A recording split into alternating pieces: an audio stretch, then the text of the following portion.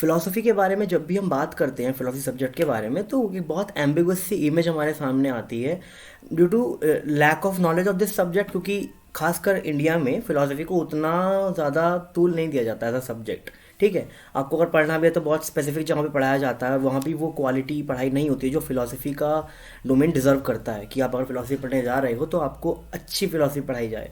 तो बहुत ही एम्बिगुअस सी चीज़ लगती है फिलॉसफी लोगों को।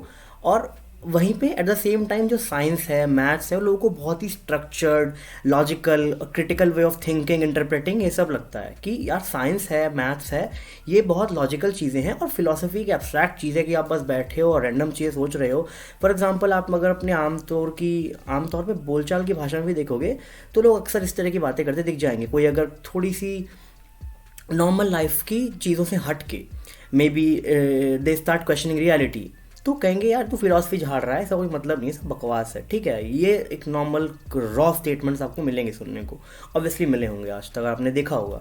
तो वहीं पे अब जो अगर आप वाकई में फ़िलासफ़ी पढ़ने जाओ तो आपको पता लगेगा कि philosophy is basically the parent of all subjects. ठीक है, आपकी जो मैथ्स है, साइंस है, ये सब फ़िलासफ़ी से ही आई हैं। कैसे, इसमें यही समझ रहे हैं वीडियो में हम कि आपको अगर एक अच्छा फ़िलासफ़र बनने का मन है, फ़िलासफ़ी को अच्छे से पढ़ने का मन है, एक्सप्लोर करने का मन है, तो आपको साइंस और मैथ्स की ज़रूरत है। जबकि साइंस और मैथ्स कोई फ़िलासफ़ी से पहले नहीं आए थे। You start questioning and then आप एक जवाब पे पहुंचते हो और फिर आप उससे स्ट्रक्चर करते हो कि अच्छा ये जवाब इस सब्जेक्ट में फिट बैठेगा। जो हमने सब्जेक्ट बनाए थे क्योंकि हमने क्वेश्चनिंग स्टार्ट करी थी, हम इंसान ऐसे क्यों हैं, ये क्वेश्चन न्यूरो साइंस का है, बायोलॉजी का है, आपका फिजियोलॉजी वगैरह इन चीज़ों का है। हमारा दिमाग ऐसे काम क्यों करता है, ये बायोलॉजी का है, न्यूरो साइंस का है। हमारा इवोल्यूशन हुआ, हम इस तरह हम बिहेव जैसे करते हैं वैसे क्यों बिहेव करते हैं, ये इवोल्यूशनरी साइकोलॉजी का है, इवोल्यूशनरी बायोलॉजी का है, which is a part of a science, which is a science, psychology is a science, scientific way.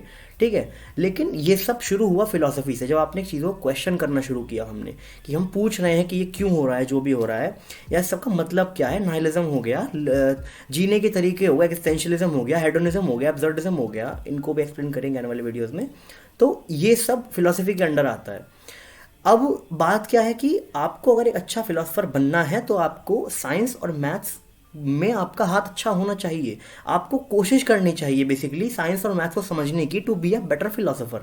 इसके लिए फिलोसफी को एक कार्ट मान लो जिसने कि अपना जो आगे घोड़ा बांधा है वो खुद ही लाके खुद ही बांध दिया है। क्योंकि लेकिन इससे ये समझ में भी आता है आपको कि एक तो साइंस को और मैथ्स को फिलोसफी ने बनाया है, और दूसरा मैथ्स और साइंस फिलोसफी के लिए ज़रूरी हैं। बिना मैथ्स और साइंस के फिलॉसफी चल नहीं सकती। क्यों? क्योंकि अगर आपको एक सही फिलोसफर, अच्छा फिलोसफर बनना है तो आपके पास डेटा होना चाहिए। आप अपनी बात जो कह रहे हो उसमें कुछ सच्चाई होनी चाहिए, क्योंकि at the end of the day आपकी फिलोसफी तभी मायने रखेगी जब आप उसे असली दुनिया में इम्प्लीमेंट कर पाओ। अगर कोई आइडियाज़ आपने सोचे हैं तो ऑब्वियसली रियलिटी को ऑब्जर्व करने के बाद सोचे हैं। आप जो भी चीज़ सोचते हो वो किसी ना किसी चीज़ से इन्फ्लुएंस होती है, ओरिजिनल कुछ नहीं होता है। ठीक है, आपने एक चीज़ देखी, सोची, आपके मन में उसको आपने सिंथेसाइज किया, देन प्रोसेस किया, आपने प्रोसेस किया उसको, देन आपके दिमाग में कुछ नई चीज़ें निकल के आई कि यार इससे मुझे ये समझ में आता है कि एनिमल्स को खाने से ये वाला इफेक्ट हो रहा है, तो अच्छा इससे ही समझ में आता है, इससे हम ये सब आपने कहीं से शुरू किया, कहीं पे आप रुके आके। ठीक है, तो यू नीड डेटा। आपको रियलिटी से शुरू होके ही फिलॉसफी मिलती है, और वो फिलॉसफी तभी मायने रखेगी जब आप वो रियलिटी में दोबारा इंप्लीमेंट हो सके।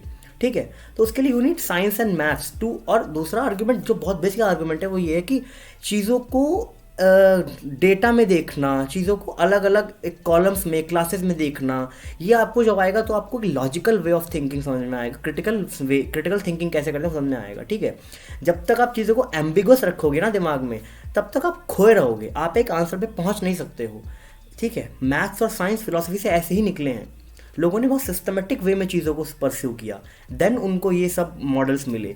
ज़्यादातर जो भी फिलोसफी के टॉपिक्स निकले हैं वो सब साइंस मैथ्स पे बेस्ड है, साइंस भी मैथ्स पे बेस्ड है बहुत हद तक, except biology obviously. But biology में भी आप देखोगे कि जो एवोल्यूशनरी बायोलॉजी है, जो आपका इवोल्यूशन का सारा कुछ है, उसमें भी अलग अलग डिविजन्स हुए हैं, उसमें भी अलग अलग graphs, by bars, pie chart, statistics है, टेक्सोनॉमी है, उसमें सब मैथमेटिकल लॉजिकल सिस्टम्स हैं उसमें।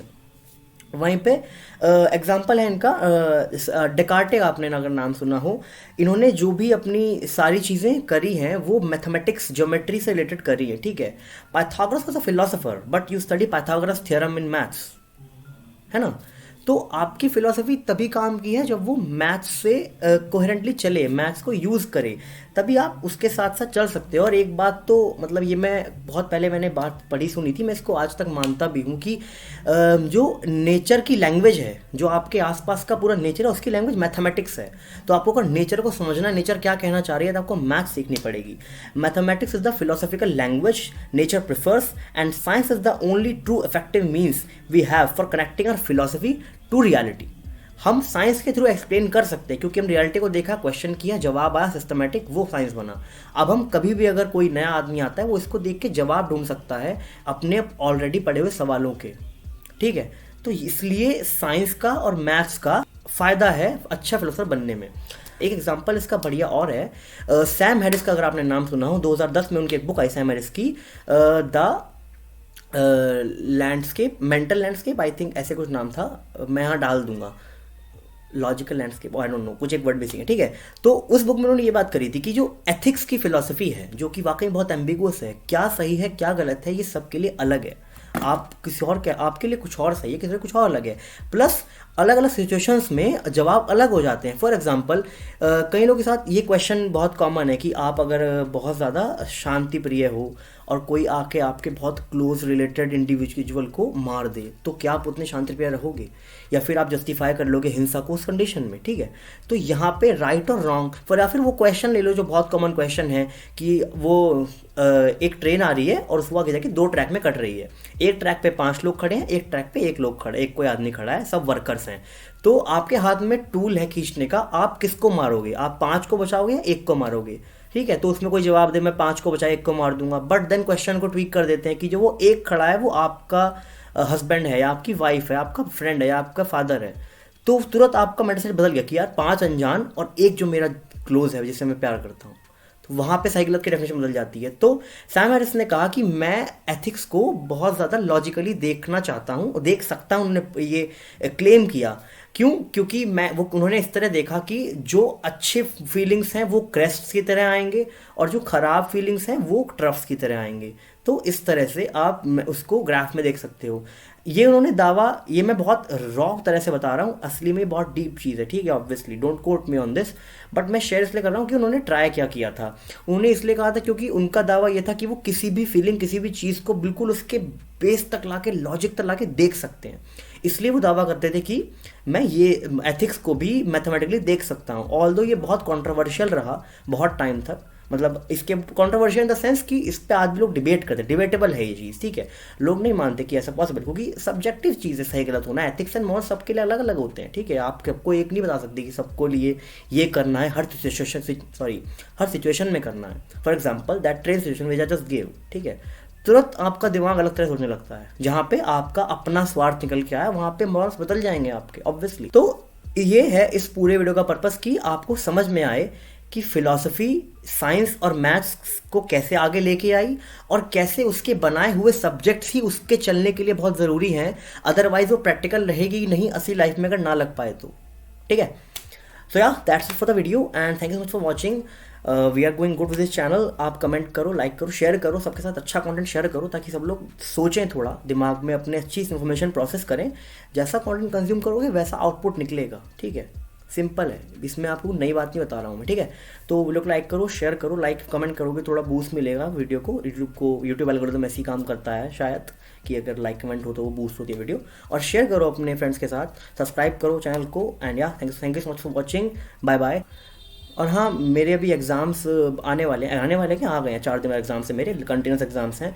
तो वीडियो शायद हफ्ते 10 दिन में ही आएगा, हफ्ते भर में आ जाएगा जहाँ तक है, आई गेस। नहीं, हफ्ते में नहीं, 7-8 दिन बाद शायद आ जाए। ठीक है, तो और ऑलरेडी 1 हफ्ते में आता है क्योंकि मेरे पास और भी काम है बहुत सारा, मेरा अपना खुद का कुछ बहुत सारा काम रहता है यूट्यूब के अलावा भी, तो इसलिए मैं बहुत रेगुलरली डालता। प्लस मैं ढूंढता हूँ कि क्या ऐसी चीज़ मैं शेयर करूँ जो कि फिलोसफिकली सही हो, सेल्फ हेल्प ज़्यादा ना हो और आपके काम की भी हो। ठीक है, I can share a lot of different concept जो कि ऑब्वियसली इंपॉर्टेंट हैं, बट उनको अलग करके देना थोड़ा सा अलग काम है। ठीक है, एज कम्पेयर टू अगर हम लाइव स्ट्रीम कर रहे हैं, बात कर रहे हैं, तो बातों में बहुत कुछ निकल के आता है जिसको कि आप समझ सकते हो, सुन सकते हो ना, लॉट ऑफ इन्फॉर्मेशन, 1-1.5 घंटा बात करे कोई। ठीक है, तो yeah thank you so much for watching, bye bye.